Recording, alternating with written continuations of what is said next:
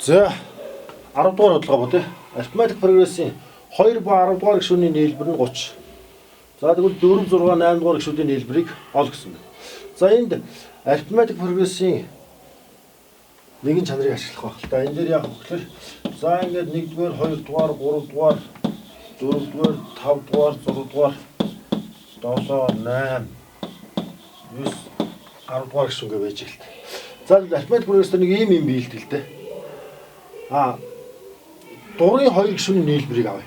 Дурын 2 гишүүний за энэ нийлбэр энэ хоёр нийлбэрийг авъя. Дурын 2 гишүүний нийлбэрийг авахд тэр нийлбэр бол за энэ дээр жишээл эндээс юу яг 2 дугаар гишүүн энд бол яг гэхэлээ 8 дугаар гишүүн ч юм уу те. За дурын 2 гишүүний нийлбэрийг авсан тэр нийлбэр нь тухайн 2 гишүүнээс яг тэг шимтэйгээр ингээд голын 2 дахиад дотгошоо 2 ч юм уу. За тэр нийлбэр бас тэнцүү байдаг. Жишээл эндээс энэ хоёрын нийлбэрийг авчих юм бол тийм ээ. Дотгошоо яах вэ? За би энийг ингэж А М гэж М гэрсэн. За би энийг А К дугаар гэрсэн гэж. К дугаар шүү. За гэх мэт дундаа ингээд бас олон гишүүд байгаа гэж үзье. За тэгвэл энэ арифметик үс ийм чанар байл да. А М гэрсэн дээр А К дугаар гишүүнийг нэмнэ гэдэг бол тийм ээ. За одоо юу авах вэ гэхээр эндээс юм байна. М гэршүүнээс дотгош ямар нэгэн М дээр нэмэх нь Q гишүүн. Эндээс нааш Q индексээр нэмэгдсэн А М дээр нэмэх Q гишүүн дээр тийм ээ. Энэ хойдлын төгслийн гишүүнээс бас яг ингээд дотгош нь Q гишүүнийг юу Q индексийг хасгах гэхээр А К-гаас хэн Q. За энэ харьцаа энэ нийлбэр тогтмол байдаг. Энэ нийлбэр. За энэ бол арифметик прогрессын чанар л да.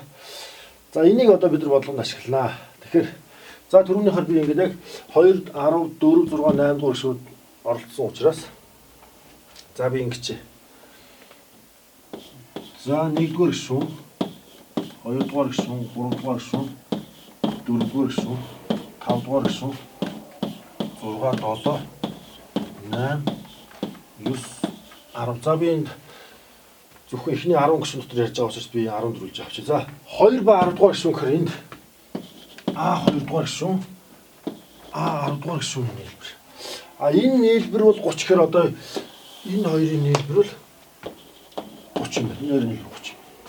За одоо 4, 6 дугаар, 4, 8 дугаар гишүүн тэгвэл шууд нийлбэр нь 30 гэдгийг харж болно.